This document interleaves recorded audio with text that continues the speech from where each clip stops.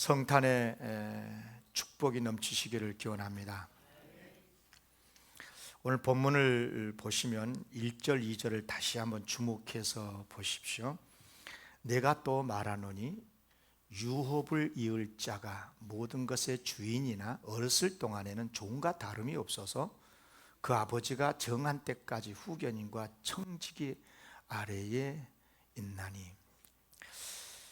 이 말씀은 사실 이제 일종의 비유의 말씀인데요. 어느 가정에 아들이 있었다는 거잖아요.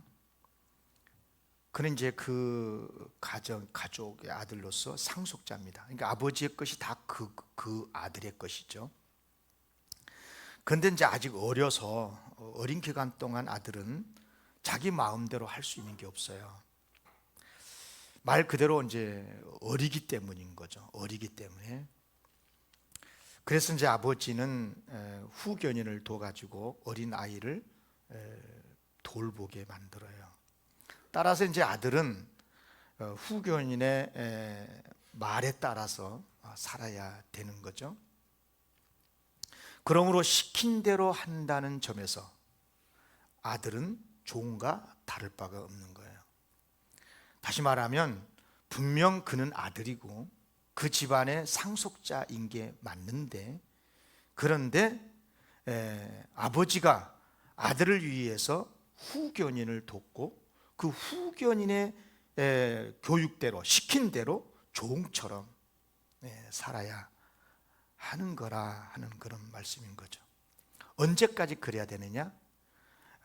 1절에 보면 어렸을 동안 그랬잖아요. 어렸을 동안에는 그랬어요.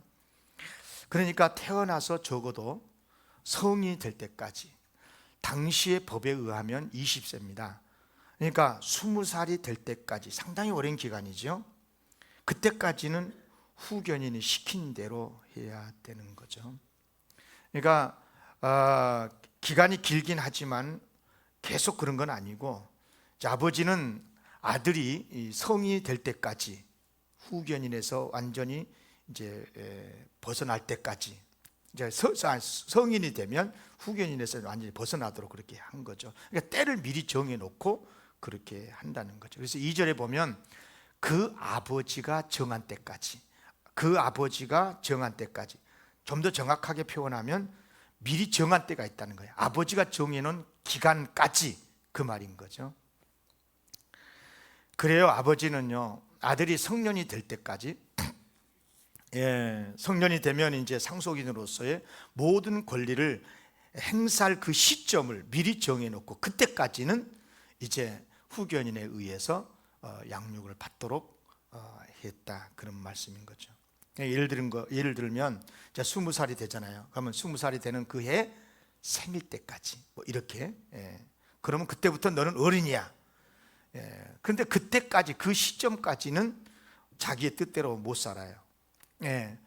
후견의 돌봄을 받아야 되고, 그렇지만 때가 되면 이제 그들은 아들로서의, 전에도 아들이긴 아들이었지만 이제는 진짜 아들로서의 권세를 가지고 완전한 자유를 누리고 권리를 누리는 이제 그런 때가 온다, 그런 말입니다.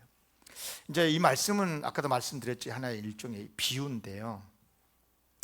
여기서 아들은 누구를 비유할까요? 우리를 비유한 거고, 아버지는 당연히 하나님이시겠죠. 그래요. 우리는 분명 하나님의 자녀들이 맞아요. 그러나 아직 영적으로 어리기 때문에 그때까지는 후견인의 간섭 아래서 산다는 거예요.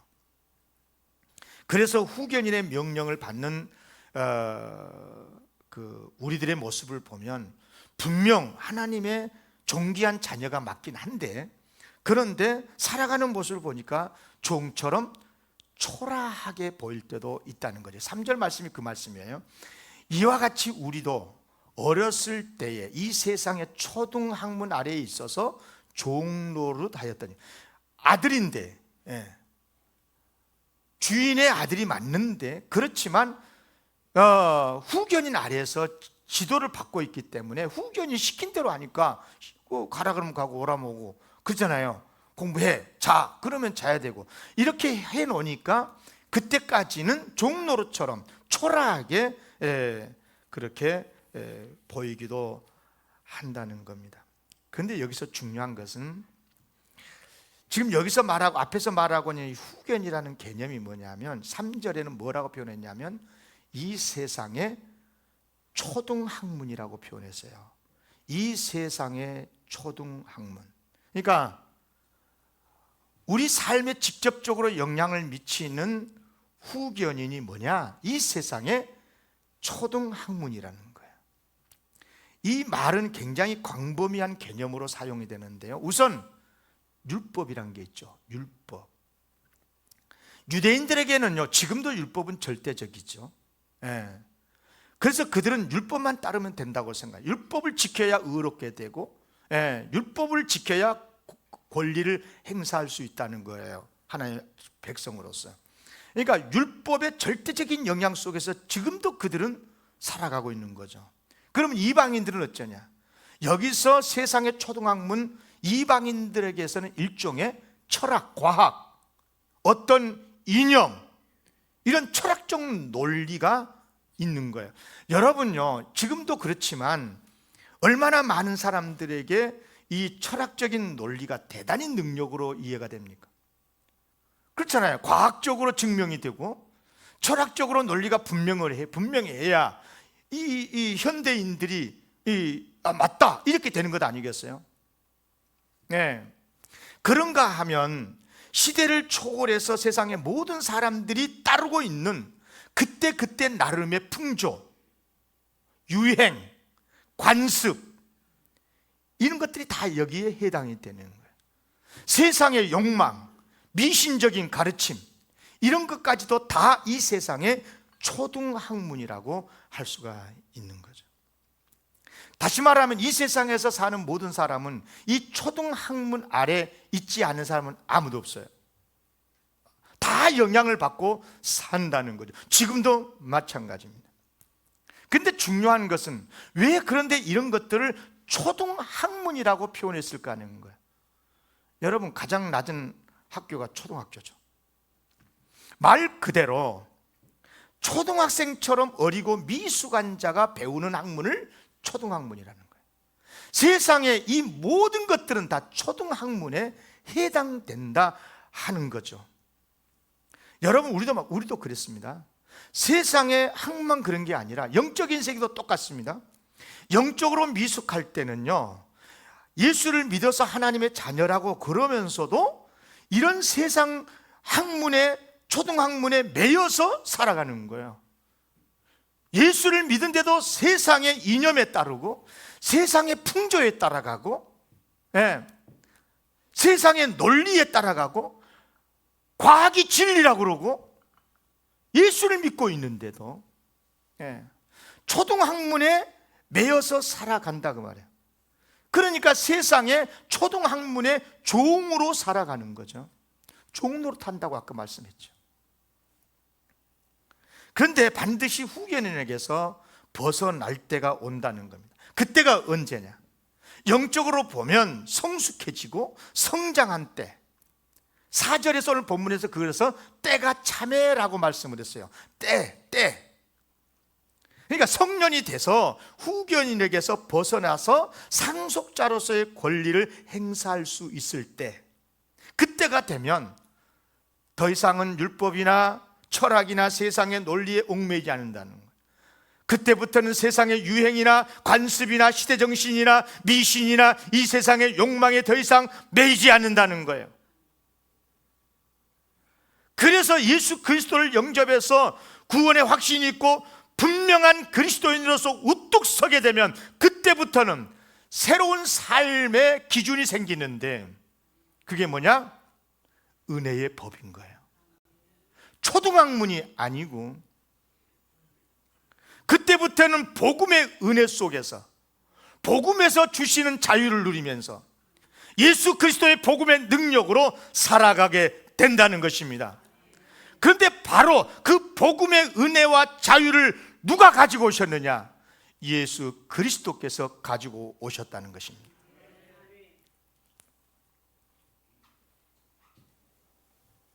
그렇습니다. 과연 예수님께서 오셨죠? 역사적으로 2000년 전에 오셨습니다. 그리고 21세기를 살아가고 있는 우리의 심령 속에 예수님께서 오셨습니다.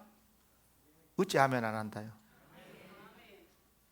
2000년 전에 오고 끝나버렸어요? 지금 이 자리에 있는 여러분의 심령 속에, 여러분의 삶의 현장에 예수 그리스도께서 탄생해야 될 줄로 믿습니다. 그렇게 돼서 복음의 사람이 되잖아요. 그러면 그 복음, 예수님께서 뭐라고 그러시냐? 자, 이제부터 너희는 어린아이 아니다. 이제부터는 하나님의 자녀로서, 하나님의 나라의 상속자로서 모든 권리를 누리라. 아멘입니까? 그래서 우리는 예수님 안에서 명실상부 하나님 아버지의 상속사로 사는 거예요.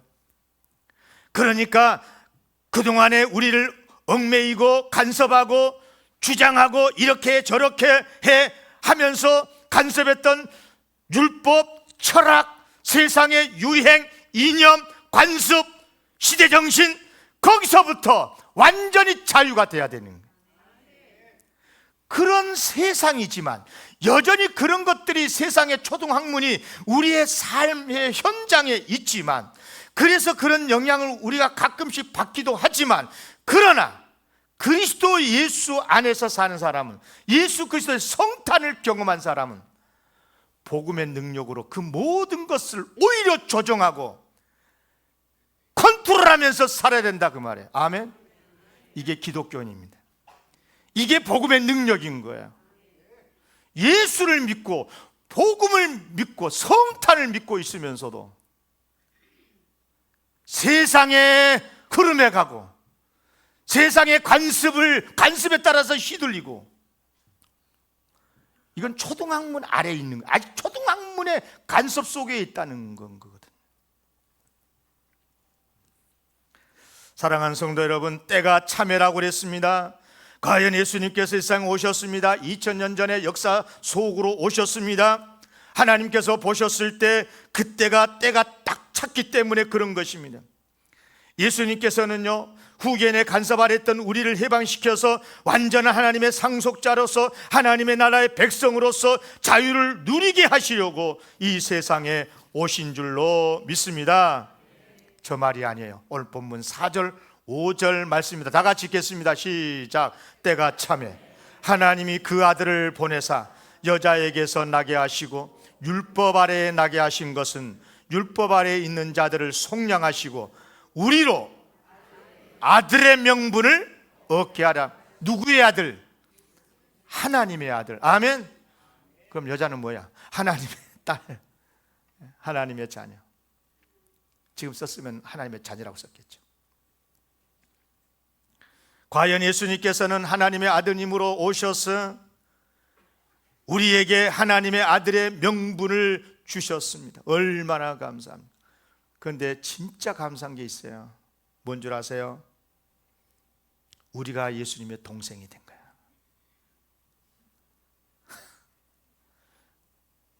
처음 들었어요? 신이 됐다는 게 아니라 예수님께서도 이것을 인정하셨어요. 우리를 정말 죄인들 아니었어요? 그런데 구원받은, 예수를 영접해서 구원받은 우리를 같은 한 하나님 아버지로부터 태어난 예수님의 동생으로 예수님께서 인정하신다는 거예요. 히브리서 2장 11절 12절 다 같이 읽겠습니다. 시작. 거룩하게 하신 이가, 거룩하게 함을 입은 자들이 다 한 근원에서 난지라.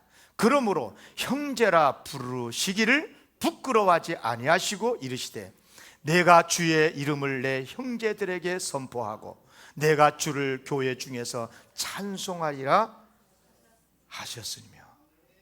아멘. 그래서 우리도 예수님과 함께 영원한 생명도 누리고 예수님과 함께 천국을 누리게 되었어요. 아멘. 예수님께서 우리의 구주만 되실 뿐 아니라 아이고 내 착한 동생, 내 착한 누이 하고 부끄러워하지 않으시고 우리를 동생으로 여겨주신다는 말씀 아닙니까? 얼마나 축복된 말씀입니까? 그래요, 예수님께서 오셔서 이렇듯이 우리를 초등학문에서 해방시켜 주심으로 말미암아 이제는 종의 초라함은 다 사라지고 하나님의 자녀다움으로 충만한 삶을 사는 거예요. 이제는 더 이상 후견인의 이 세상의 초등학문의 눈치 볼 필요가 없는 거예요. 시대가 어떻게 변하든지 그때 시대의 간섭도 있겠지만 그러나 그 영향을 받으면서도 그러나 그 눈치 보지 말고 이제는 율법에 매여서 살 것이 아니고 어떤 철학이나 이념에 매여서 사는 것이 아니라 이젠 나는 하나님의 자녀거든, 나는 이제 하나님의 상속자이거든 외치면서 자신 있게 살아가는 사람들, 그들이 그리스도인들입니다. 아멘. 근데 여러분, 우리 하나님께서요 이렇게 하나님의 자녀답게 우리가 살아갈 때 하나님이 그런 모습을 얼마나 기뻐하시는지 몰라요. 6절 7절 그랬어요. 너희가 아들임으로 하나님이 그 아들의 영을 우리 마음 가운데 보내사 아빠 아버지라 부르게 하셨느니라. 그러므로 네가 이후로는 종이 아니오 아들이니 아들이면 하나님으로 말미암아 유업을 받으리라. 하나님의 나라 유업을 받을 자, 하나님의 자녀라고 하면서도 그동안에 자녀처럼 못 살았던 사람들, 율법의 종으로 살고 철학의 논리대로 살고 시대의 이런저런 흐름의 관조에 따라서 살고 관습에 따라 살고 그러면서도 내 힘으로 마치 의를 행해야 된다는 것처럼 강박관념에 사로잡혀서 살고 그러다가 못 사니까 오히려 자기 자신에 대해서 절망하고 조금 비교해 가면서 자기는 더 의롭게 산다면 아이고 더 나쁘게 살았으면서 그러니까 죄의 종이 되었고 그 죄는 우리를 초라하게 만들고 죽임의 고통으로 몰아넣고 그런 모습을 보면서 사탄은 시대 정신에 스며들어가 가지고 뭐라고 그러냐, 아이고 교회 다닌다고 웃기고 있네, 뭐 하나님의 자녀라고, 아이고 세상에 초등학문 그런 영향을 받으면서 산다면서 자기들 마음대로 우리를 평가하면서 우리를 조정하려고 그러고 아직까지도 교회 다니냐고 그러고. 어떻게 세상이 교회를 평가합니까? 세상, 여러분 성경 66권 어디를 봐봐, 단 한 구절이라도 가져오 보세요. 세상의 교회를 향한, 하나님을 향한 세상의 평가가 진리라는 말씀이 있는지. 왜 우리는 세상의 평가를 두려워합니까? 하나님의 진리대로 못 산 것을 가슴 치면서 원통이 여기면서 회개하게 말씀대로 살아야 될 줄로 믿습니다. 세상 사람들이 세상 풍조가 뭐라고 하든지 영향받지 말고 복음의 능력으로 살아가야 될 줄로 믿습니다. 우리가 세상의 소금이다, 세상의 빛이다라고 하는 것은 하나님의 말씀대로 세상을 만나게 하고 썩지 않게 만들고 죄짓지 않게 만들고 그런 의미에서 소금이고 빛이지, 세상 사람들이 기준으로 세우는 빛이다, 그 빛대라고, 세상 사람들이 기준하는 소금, 그 소금대라고, 아니에요. 그런 의미가 아닌 거예요. 사랑하는 성도 여러분, 간절하게 부탁하고 권면합니다. 사탄의 조종에 따라서 이렇게 저렇게 흔들리면 안 되겠어요. 하나님의 말씀대로 우뚝 서기를 기원합니다. 그래요, 하나님께서 이제 때가 참에 이 세상에 예수님을 보내심으로 우리를 하나님의 온전한 자녀로 회복시켜 주셨어요. 그런데 우리가 부끄러워서 아빠 이렇게 못하냐, 하나님을 향해서. 아이들 보세요. 아빠라고 그러면서도 어느 아이 하나 부끄러워하면서 아빠란 사람 없어요. 아빠란 아이들 없어요. 부모님, 어른들이 늙으신 자 어른들 부모님들에게 아버님, 어머님 그러면서 속으로 미안해요, 죄송해요 그렇잖아요. 그러니까 아빠, 엄마 못해, 말을 못해. 어머님, 아버님 이렇게 되는 거지. 말은 굉장히 높이고 있는데 속으로는 부끄럽죠. 하나님 그걸 아셔요. 그래서 성령님을 보내주셔가지고 조금도 주저하지 않고 조금도 부끄러워하지 않으면서 아빠라고 할 수 있도록, 로마서 이것을 잘 설명해 놨어요. 로마서 8장에서 무릇 하나님의 영으로, 성령으로 인도함을 받은 사람은 곧 하나님의 아들이라. 하나님의 아들인데 너희는 다시 무서워하는 종의 영을 받지 아니하고 양자의 영, 예수님의 영을 받았으므로 우리가 누구를? 하나님을 아빠, 아버지라고 부르짖느니라. 아멘. 따라하겠습니다. 아빠, 아버지.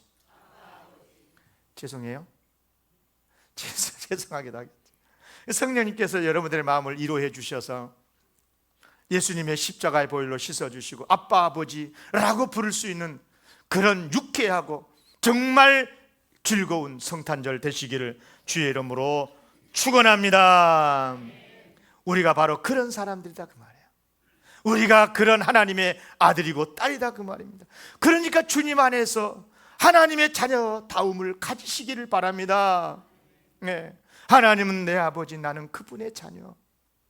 크게 당당하게 소리를 외치면서 하나님의 자녀로서 당당히 누릴 권세를 누리고 축복을 누리는 우리 영광교회 성도들이 되시기를 주의 이름으로 기원합니다. 여러분, 2000년 전에 예수님께서 이 세상에 오실 때 그 시대는 역사적으로 참으로 어려운 암울한 시대였습니다. 한마디로 말하면 힘의 논리가 세상을 지배하는 거였습니다. 로마가 세상을 지배하게 되면서 강자가 약자를 약탈하고 점령하고 억압하고 이런 것을 당연하게 여기는, 그게 상식적인 시대. 노예, 사람을 팔고 돈 주고 주고 팔고 그런 것에 대해서 전혀 누구도 양심의 가책을 받지 않는 시대. 정말 썩어질 대로 썩은 그런 악한 시대, 가장 그런 어두운 시대, 그런 힘의 논리 속에서 아내와 아들까지도 죽여버린 잔혹한 헤롯이 로마를 등에 업고 분봉왕으로 유다를 혹독하게 다스리던 그때 백성들은 얼마나 신음하고 통곡했습니까? 그런 의미에서 예수님께서 이 세상에 탄생하기에는 최악의 때였어요. 그러니까 여기서 말한 때라고 하는 것은 일반적으로 크로노스라고 하는 건데, 이 역사적인 흐름의 시간, 세상의 시간을 말하는 거예요. 그러니까 세상의 시간으로 보면 그때는 가장 어두운 때. 그 놀랍게도 하나님께서는 그런 어두운 가장 어려운 때를 최적기로 보시고 예수님을 보내셨다. 그러니까 무슨 말이냐면, 이 세상에 예수님께서 오시기에 가장 좋은 때, 그러니까 예수님이 태어나서 세상에 오시면 형통하고 예수님이 그냥 행복하게 살 수 있고 기쁘게 살 수 있고 모든 것이 잘 될 수 있도록 그런 좋은 때가 아니라, 이 세상에서 고통받고 어둡게 억압을 받고 있는 우리에게 가장 좋은 때, 그것을 흔히 하나님의 카이로스라고 그래요. 그래서 크로노스를 카이로스로 하나님이 보시고 가장 어두운 때를 예수님을 보내시기에 가장 좋은 때로 보내셨어요. 할렐루야. 얼마나 고마워.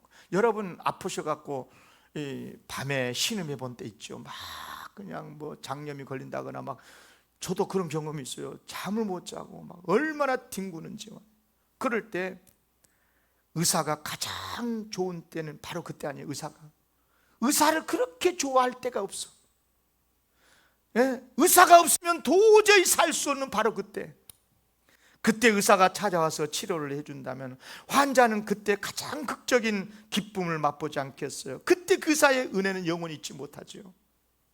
그래요, 예수님께서 탄생하신 때가 바로 그렇다 그 말이에요. 세상의 시간으로 보면 고통의 밤이 가장 깊은 때, 바로 그때에 우리의 구원자가 되시는 예수님께서 오시기에 최적기가 되었던 이유, 고통이 심하기에 의사가 필요하고 밤이 깊기에 태양이 필요한 것처럼 때가 악하기에 가장 선하시고 의로우신 예수님께서 오셔야 했던 때가 참에 얼마나 축복의 은혜입니까? 그래서 우리는 더러운 세상, 왜 이 세상이 이러냐, 왜 이렇게 어둡냐, 왜 이렇게 힘드냐, 우리는 그래요. 그러나 그때 하나님께서 예수 그리스도를 보내셔서 우리를 구원해 주시는 하나님의 때로 삼으시는 하나님, 얼마나 고맙고 감사합니까? 할렐루야. 그렇습니다. 그래서 가장 포악한 로마 헤롯이 다스리던 크로노스의 세상에 때가 찼다, 바로 지금이다 하시면서 아들 예수님을 보내주셨으니 얼마나 고맙고 감사합니까? 그러니까 이런 말입니다. 때가 찼다는 말은 이제 구원받을 때가 됐다, 더 이상 종으로 살지 않을 때가 됐다, 하나님의 자녀로 마음껏 자유와 권리를 누릴 때가 됐다, 그런 말씀이에요. 할렐루야. 이런 은혜가 충만하시기를 바랍니다. 그런데 하나님의 때는요, 그러므로 우리에게 결단을 촉구를 해요. 계속 종으로 살 것이냐, 시대 정신에 이끌려서 살 거냐, 이념에 따라서 살 거냐, 간섭에 따라 살 거냐, 과학적 논리에 따라 살 거냐, 아니면 하나님의 자녀로 살 거냐, 초등학문의 종으로 살 거냐, 복음의 능력으로 살 것이냐, 결단하라는 겁니다. 부디 우리 모두 주님의 탄생과 함께 하나님의 자녀로 활짝 피어나기를 바라요. 성탄절이 절기만 되면 안 돼. 선물 하나 주고받고 그런 걸로 끝나면 안 돼요. 그런 것은 다 분위기야, 분위기. 그냥 쉽게 말하면 어미금하고 있는 것뿐인 거예요. 진짜가 나타나야 돼. 진짜가 이루어져야 돼. 성탄절에 예수님이 우리 안에서 성탄이 돼야 돼요. 우리 가정의 성탄이 되고 우리 사회에 성탄의 역사가 일어나야 될 줄로 믿습니다. 예수님의 십자가의 보혈의 능력이 나타나고 예수님의 부활의 능력이 나타나서 사망아, 너의 이긴 게 어딨냐, 너의 쏘는 것이 어딨냐, 사탄아 물러가라 하면서 이제는 사탄의 영향을 받은 초등학문에 따라서 이끌려 살지 말고 복음의 능력으로 세상을 조종하면서 컨트롤하면서 그렇게 살아가는 우리 사랑하는 성도들이 되시기를 바랍니다. 그래서 마지막, 이렇게 설교 끝나면 안 됐겠다 싶어가지고 여러분에게 한 가지만 결단하도록 여러분의 간절하게 권면을 하고 싶은 게 있어요. 자, 보세요. 내일이 성탄절이죠. 며칠 후면 금년 다 가고 2024년이 돼.